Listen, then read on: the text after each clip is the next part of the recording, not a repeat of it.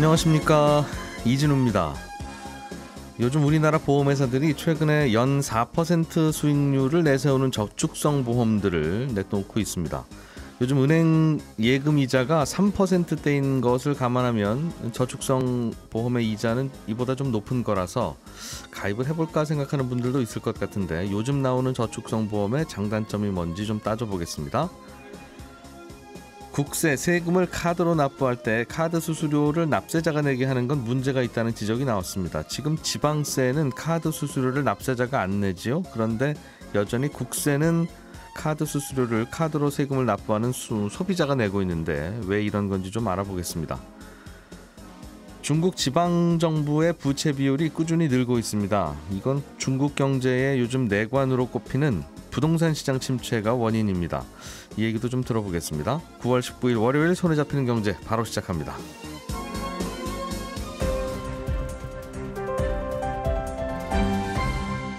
이진우의 손에 잡히는 경제.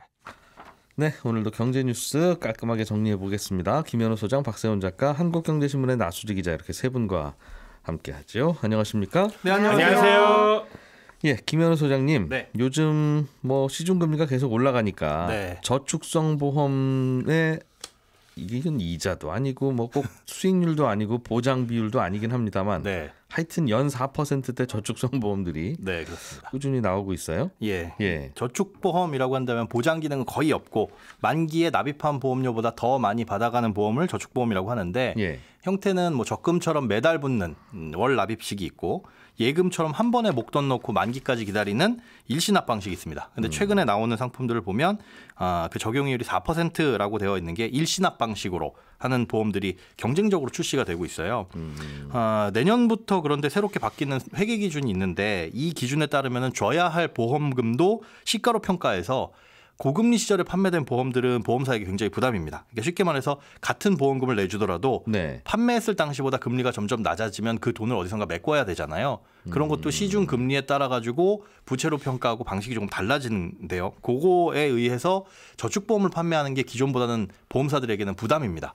빚이 더 많이 평가가 돼서. 그러니까 금리가 앞으로 내려가면 너 손님한테 약속해준 이 수익률을 어떻게 보장하려고 그래? 네 돈으로 채워넣어. 일단 돈 좀 갖고 와봐. 혹시라도 당신들 망하고 손님들은 붕 뜨는 이런 상황은 우리가 막아야 되지 않겠어? 그렇습니다. 라는 이야기를 당국이 하게 된다. 네.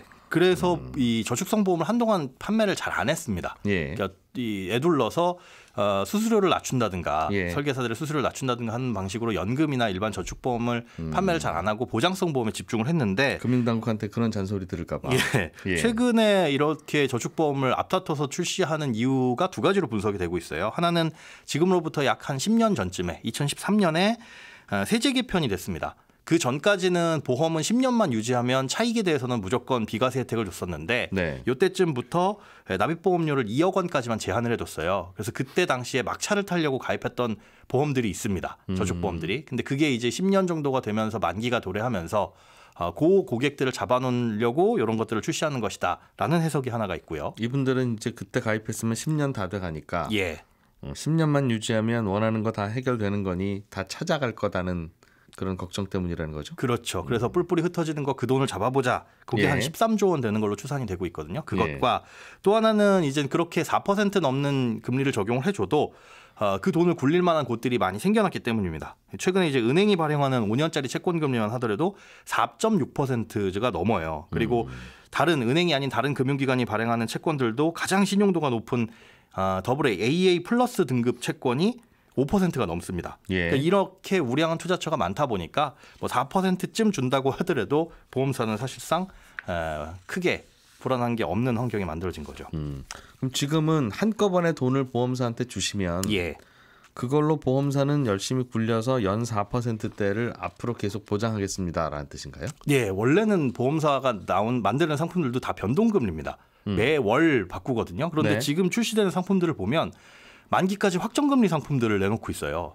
이게 예전에 90년대 후반에 고금리 확정금리 상품을 내놨다가 큰 코 다쳤는데, 네. 지금 또 그렇게 상품을 내놔서 무슨 일인가 하고 들여다봤더니 이번에 내놓는 상품들은 만기가 짧습니다. 해봐야 5년짜리들이에요. 그러니까 나중에 금리가 떨어져서 문제가 될 것 또 아예 원천적으로 차단을 해놓은 상품이라는 거죠. 만기가 짧은 저축성 보험이요? 예. 보통 보험은 10년 이상 유지해야 비과세고 그렇습니다. 그 비과세 혜택을 감안하면 그래도 좀 나을 때가 있다. 그렇죠. 은행보다. 네. 그래서 보통은 보험에 가입하는데 중간에 깨면 손해를 손실 보더라도. 남에도 불구하고 네. 10년만 유지하면 10년 동안 정기예금 하는 것보다는 좀 나을 수 있겠네 싶어서. 그렇죠. 그런데 10년이 만기가 아니라는 거는 중간에 깨야 된다는 겁니까? 아니면 5년이 지나가면 깨지는 겁니다. 그냥 반쪽짜리 보험이라는 거죠. 지금 지적해 주신 대로 예. 보험의 어떻게 보면 유일한 장점이 오랫동안 유지하면 그거에 대해서 세금 혜택을 받을 수 있다는 건데 예. 오래 유지하지 못하고 5년이 되면은 그냥 중간에 깨지게 되고 그게 만기고 그러면 비과세 혜택을 받을 수가 없습니다. 예. 그러면 이제 수수료를 떼는 게 얼마나 떼는 걸 봐야 되는데 지금 은행 예금 금리가 한 3.5% 조금 넘고 네. 이 보험사들이 주겠다는 확정 금리가 4%니까 이게 표면적으로는 높아 보여도 예. 그 안에서 수수료를 떼잖아요. 그걸 계산을 해보면 한 3.5% 비슷비슷합니다. 복리 3.5%이긴 한데 이런 것들을 따져봤을 때 실제로 4%를 그대로 적용해서 받는 이자는 아니라는 것도 감안을 하셔야 되고 사업비를 들여다봤더니 상품마다 차이가 있기는 하나 한 2% 중반에서 한 5% 정도 납입보험료 대비 납입보험료 대비 2%를 떼간다고요? 네. 적게 떼는 곳이 2%떼고 매년 그렇게 뗍니까? 아닙니다. 총 내는 사업비가 5년이면 그럼 2.5 뗀다고 하면 1년에 0.5씩 뗀다는 거네요. 거의 그렇게 되는데 초반에 아무래도 많이 떼고 어쨌든 우리는 5년 감안해야 되는 거니까. 그렇죠. 그래서 중간에 깨게 되면 요 수수료를 포함을 해가지고 예금보다는 좀 불리한 그런 상품이라는 4% 준다고 해도 5년 네. 동안 저희가 수수료 2.5입니다라고 하면 1년에 0.5 떼는 거고. 거의 그런 느낌이죠. 예. 그러면 4% 준다고 해도 0.5를 떼가니까 3.5를 받는 건데. 네. 은행 예금 가입하는 거나 비슷하기도 하고. 네. 그러느니 요즘 채권 거래하실 수 있는 분들은 5년 만기짜리 안전한 채권들이 뭐 4% 5% 되니까. 그렇죠. 그냥 이걸 하면 되는데 네. 채권을 잘 모르는 분들에게는 예금이냐 이거냐 저축성 보험이냐 맞습니다. 둘 중 하나 골라 보시면 저희가 조금 나을지도 몰라요 하는 어필을 한다는 거죠. 네, 그렇게 한다는 거니까 사실 보험사도 그 돈 받아가다 굴리는 방법이 거의 대부분 채권이거든요. 네. 그걸 대신해 주면서 수수료 떼간다라고 보시면 되는데 조금만 눈을 돌려보시면 거의 동일한 위험 혹은 그보다 안전한 리스크로 투자를 하실 수는 있습니다. 그렇군요. 요즘 보험 상품의 트렌드는 10년을 갖고 가지 않아도 네, 된다는. 갖고 가지 못하게 만든 보험들이 많다는 거죠. 10년 동안 계속 부어드리겠습니다라고 하면 금리가 혹시 내려갔을 때 리스크가 커지니까 보험사들이. 알겠습니다. 그렇군요. 박 작가님이 준비해 오신 소식은 좀 네. 논쟁적인 이슈네요. 그렇습니다. 세금을 납부할 때 요즘엔 뭐 카드로 납부하는 경우들이 꽤 있고 네. 간편 결제들이 많아서 카드로 납부하는 게 편할 때도 있어요. 네. 괜히 내 인터넷 뱅킹 들어가서 이체하고 하는 것보다. 그렇습니다. 그래서 카드 납부액이 커지고 있습니다. 세금. 네. 그런데 수수료, 카드 수수료를 그럼 세금 받는 쪽에서 내냐, 세금 내는 쪽에서 내냐 이거 가지고 싸우는 모양이에요. 그렇습니다. 근데 국세를 납부하면 수수료를 납세자가 내고요. 예. 지방세를 카드로 납부할 때는 안 냅니다. 요건 좀 이상하다라는 지적이 최근에 국회에서 나온 건데 예. 사실 이 얘기는 어제 오늘 얘기는 아니고요. 한 15년 된 얘기긴 합니다. 근데 또 지적이 나오는 이유는 이제 곧 국정감사라서 이제 국회에서 한 번 더 지적이 나오는데 네. 이참에 국세를 낼 때는 왜 수수료를 납세자가 내는 건지 알아두는 건 좋을 것 같아서 네. 결국은 그런 아이템입니다. 우리가 식당에서 밥 먹고 나서 카드로 결제하면 그 수수료는 식당 주인이 내죠. 네, 그렇습니다. 받는 분이 내는 건데 돈 그렇죠. 받는 분이. 네, 그 원리를 따르자면 우리가 세금을 카드로 긁으면 세금 받는 분, 대한민국 정부가 내셔야 되는 건데 네, 국세는 대한민국 정부가 안 내고 네, 카드 긁는 분이 내고 네. 지방세는 카드 긁는 분이 안 내요? 안 냅니다. 지금 구조가 그렇습니까? 지방세는 어떻게 되냐면요. 예. 카드사들이 납세자들이 카드로 긁은 세금을 바로 지자체에 납부하지 않습니다. 그거를 정해둔 기간 동안 알아서 굴립니다. 최장 한 40일 정도 되는데 네. 40일 정도 카드사가 그 돈 모아서 굴리다가 40일 후에 지자체로 입금을 합니다.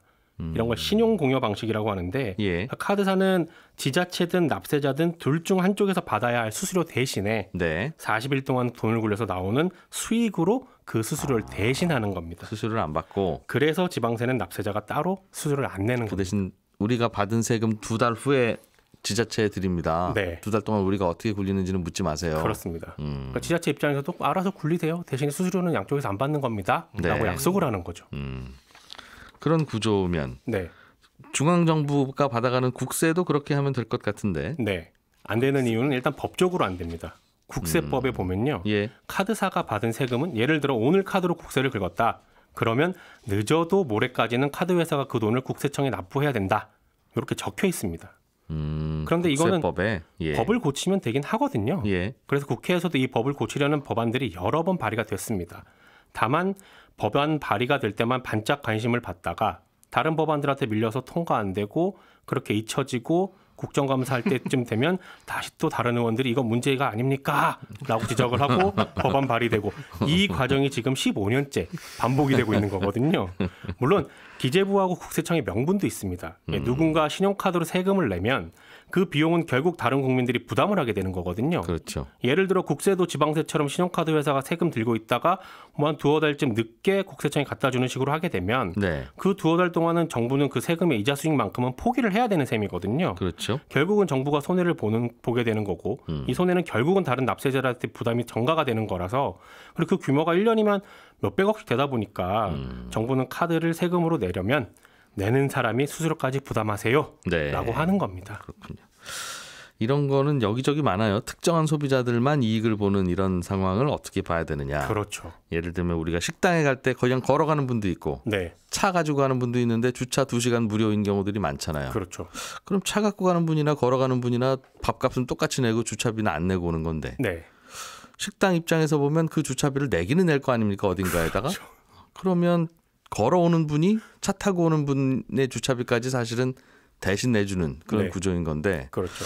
이거 공평하냐고 물으면 참 한참 하나 더 달라고. 그러게요. 그거하고도 비슷한 네. 구조이긴 한데 또 세금 내시는 분 입장에서는 왜 세금 카드로 낸다는데 네. 뭐 음식점에서는 항상 카드 의무적으로 받으라고 하더니 네. 정작 정부가 카드 안 받냐? 그렇죠. 이런 또 생각 들 수 있고요. 그렇습니다. 그 국세에 관해서 정부 얘기를 들어보면 결국 이 질문이 나와요. 그럼 지자체도 똑같이 카드로 받는데 왜 수수료는 지자체는 안 받게 하느냐? 그럼 지자체가 얻을 수익만큼을 포기하는 거 아니냐? 그렇죠. 어디 하나가 말이 맞다면 어디 하나는 지금 뭘 잘못하고 있는 건데. 그렇습니다. 이게 예. 굉장히 안 풀리는 퍼즐이긴 한데 그래서 제가 여기서부터는 제가 과거 자료들을 쭉 찾아본 결과로 추측을 하는 건데 예.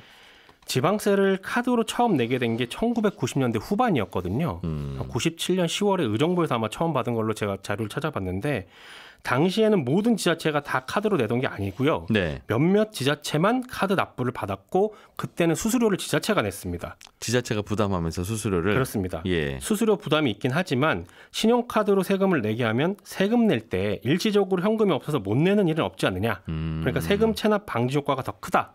라는 게 명분이었습니다. 100만 원을 카드로 긁으면 지자체에는 97만 원만 들어오지만 네. 이분이 카드로 안 긁었으면 세금 100만 원을 다 체납했을 수도 있지 그렇죠. 않겠느냐. 예. 지자체는 그렇다는 그리고 거죠. 아무래도 또 재정이 좀 열악하다 보니까 지방세가 체납이 되는 것보다는 수수료 조금 내고 카드로라도 받자라는 거였습니다. 그런데요. 그런데 몇몇 지자체에서 이런 서비스, 대민 서비스를 했더니 다른 지자체에 사는 사람들이 화를 냅니다. 네. 아니 저 동네는 카드로 낼 수 있게 해주던데 왜 우리 동네는 안 되는 거냐. 이런 여론이 커지는 거죠. 지자체장은 어떻게 임명이 됩니까? 선거로 뽑히죠. 선거로 뽑힙니다. 그러니 지역 주민들의 요구를 무시할 수가 없습니다. 자칫하면 다음 선거에서 안 뽑힐 수도 있으니까요. 그래서 점점 더 많은 지자체들이 카드로 지방세를 낼 수 있게 바뀌게 된 거고요. 예. 조금씩. 지자체 수입으로 카드사 수수료 내는 게 또 도마에 오르게 되니까 지금 같은 신용 공여 방식, 즉 카드사가 거둔 세금 가지고 한 40일 동안 알아서 굴릴 수 있게끔 굴리다가 그렇게 바뀐 겁니다. 예. 그리고 그 여론이 점점 더 커져서 아니 지방세는 카드로 내는데 왜 국세는 카드로 못 내냐라는 요구로 변하게 됐는데 예. 국세는 이걸 관장하는 곳이 기재부랑 국세청입니다. 선거와 무관하다 이거죠. 기재부 장관하고 국세청장은 대통령이 임명하는 자리니까 선거에서는 아무래도 자유롭습니다. 네. 그러니 카드로 국세 내겠다라는 여론까지는 받아들이되 그리고 이게 처음 시행된 게 2008년이었거든요. 카드로 낼 수는 있게 하지만 네. 수수료까지 나라가 부담할 수는 없지 않습니까? 그렇습니다. 카드 납부를 해서 편익을 얻는 건 납세자니까 납세자가 국세 0.8% 수수료 내십시오.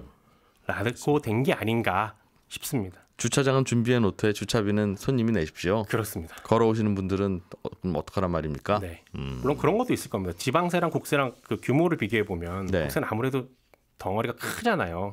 그리고 세입 세출에 대한 그걸 정확하게 맞춰놨을 겁니다. 국세 같은 경우는. 시기를 네. 늦게 들어오면 안 된다는 건데. 그렇습니다. 그런 논란이 있군요.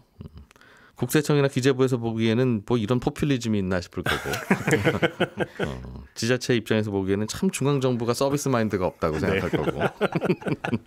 알겠습니다. 이게 근데 우리나라는 카드법에 네. 카드법이라는 법이 아니라 무슨 여신 무슨 법일 텐데 여전법이라고 있죠.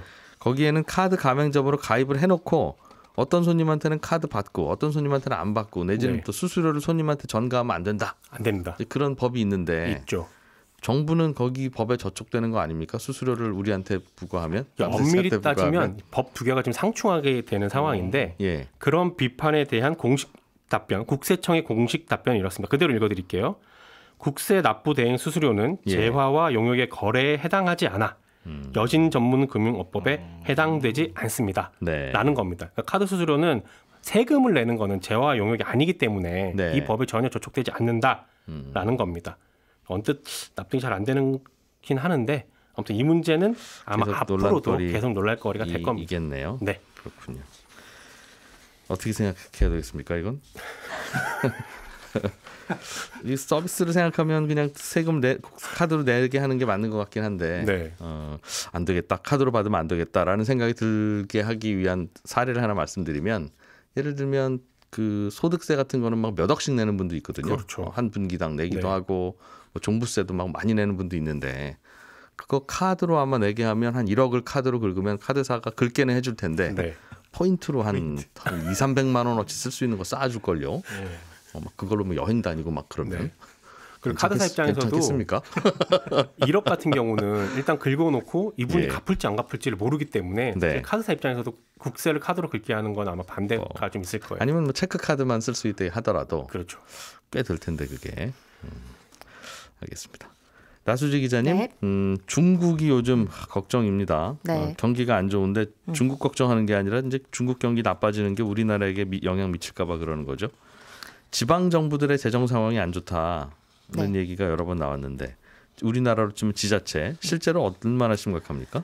네, 이 중국 지방정부 재정 수입을 보니까요. 올해 1월부터 7월까지 수입은 7.6% 줄었는데 이 지출은 그대로거나 아니면 크게 늘어난 곳이 많아서 재정난에 허덕이는 곳들이 많다라고 하는데 네. 네, 이렇게만 얘기하면 와닿지가 않으니까 얼마나 재정난이 심하길래 이렇게까지 하는지 홍콩 언론에서 사례가 몇 개 실렸거든요. 그래서 이 사례를 말씀드리면 일단 중국의 윈난성이라고 이 미얀마와 국경을 맞대고 있으면서 인구는 한국과 비슷한 이런 곳이 있는데 여기 일부 도시에서는 공무원 월급을 6개월 이상 지금 못 주고 있다고 합니다.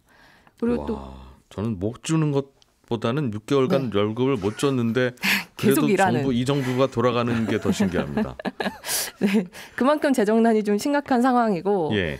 또 재정난이 워낙 심각하면 이 벌금을 매겨서 세금성으로 벌충하려는 곳들도 나오는데 예를 들어서 이런 겁니다. 한 감자 도매상이 있는데 감자를 파는데 600g당 우리 돈 기준으로 말씀드리면 240원에 샀습니다. 도매상이. 예. 그리고 최대 400원에 팔았다고 당국이 이거 너무 폭리를 취한 것 아니냐? 그러면서 예. 1,300만 원 벌금을 부과를 한 거예요. 이 벌금 받아서 공무원들 월급 나눠주려고. 그렇습니다. 그래서 뭐를 근거로 벌금을 매겼는지는 알 수 없지만 중국 내에서도 야 이건 너무 심한 거 아니냐라는 논란이 일었던 사례고요. 예. 또 다른 지역에서는 교통 범칙금을 덕었는데 이거 매기러 가는 것도 일이니까 아예 트럭 기사들한테 한 달에 한 20만 원에서 40만 원 정도 내면 앞으로 교통 위반을 해도 추가로 벌금을 안 내도 됩니다. 교통 위반 예정 수수료. 그렇습니다. 이런 방침을 세우기도 한 그만큼 재정난이 야. 심각한 상황입니다.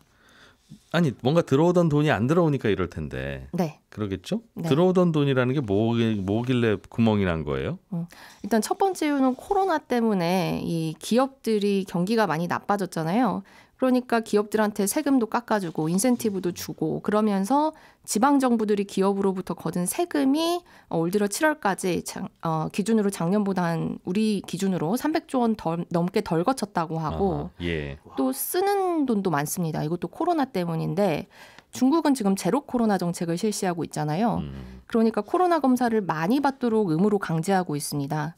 그래서 베이징을 비롯한 주요 도시에서는 사흘에 한 번씩 코로나 검사를 무조건 받아야 되고 예. 뭐 좀 사람들을 많이 만나는 직업이다. 뭐 택시 기사나 슈퍼마켓 직원들은 매일 받아야 됩니다. 근데 이 비용은 지방 정부에서 부담하도록 되어 있어서 예. 이 한 중국 증권사가 분석한 걸 보면 중국 주요 도시에서 1년 동안 이렇게 코로나 검사를 진행하면 검사 비용으로만 한 340조 원 정도를 써야 되는데 와.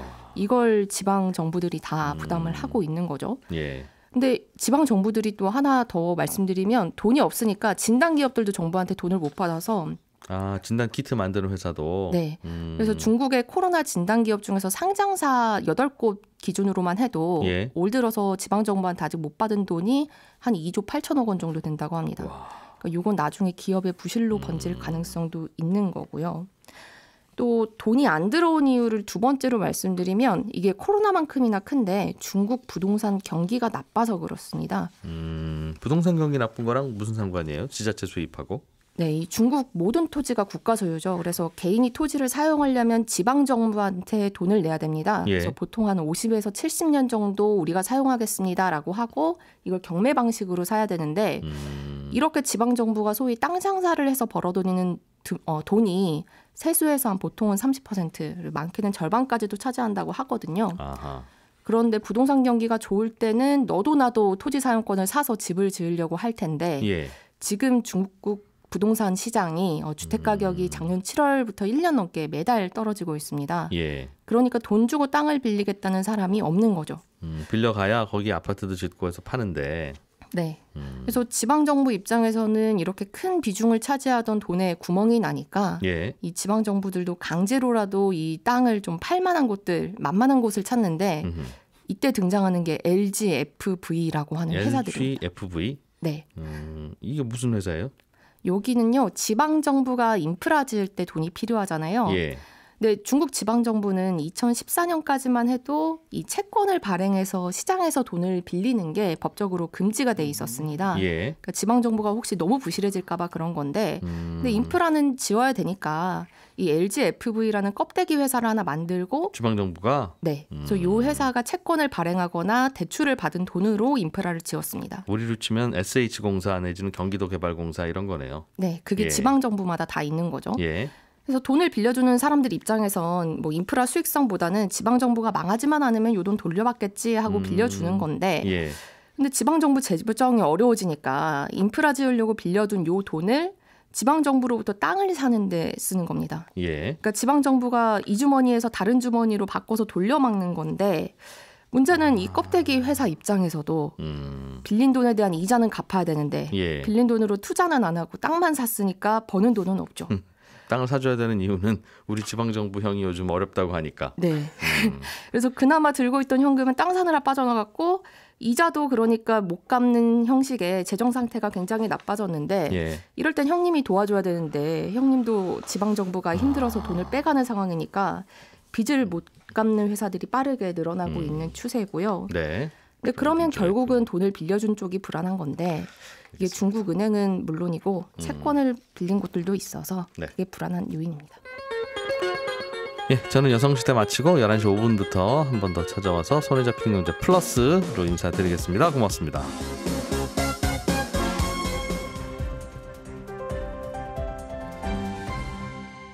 경제를 생각하는 사람들의 즐거운 습관.